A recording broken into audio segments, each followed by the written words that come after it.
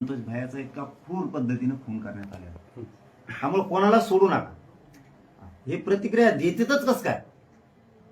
आता कळालं आम्हाला तुमच्या माध्यमातून. प्रतिक्रिया आरोपी कस काय देतो? त्यासाठी तुम्ही काय ठरलंय का अंधारातून? तुम्ही काय अंधारातून ठरलंय का? काय षडयंत्र सापळा रचलाय का तुम्ही? ते जर माणसं मारत सुटलाय, गोरगरिबांचे लेकरं उन्हात पडायला लागले. आज त्या लेकराच्या, देशमुख बायाच्या लेकराच्या डोक्यावर छत्र नाही राहिलं बापाचं. मग आज मायाचं छत्र धरायचं काम पालक म्हणून फडणवीस साहेबांचं, न्याय देण्याचं काम फडणवीस साहेबांचं. तर आरोपी म्हणतो माझा संबंध नाही. कस काय संबंध नाही? बाकीचे आरोपी कुठे आहेत आणखी? हे सगळे आरोपी धरा. हे सगळ्यांचे यांचे क्वालिटी. ह्यो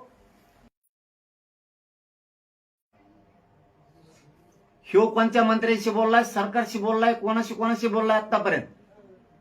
2-3 महिन्यापासूनचे आजपर्यंतचे. आणि ज्या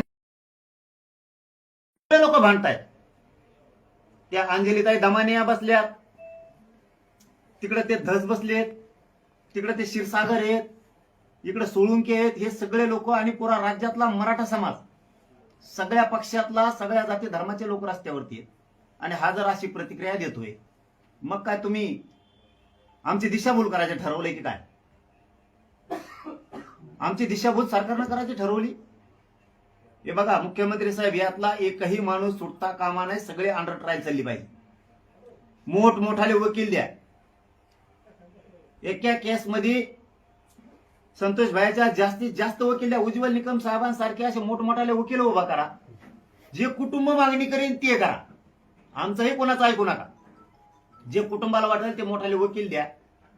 पण या केसचा छडा म्हणजे हे जेलमध्ये सडलेच पाहिजे. यातला एकही माणूस सुटला, त्या दिवशी राज्य बंद पडलं म्हणून मुख्यमंत्री साहेब सांगतात.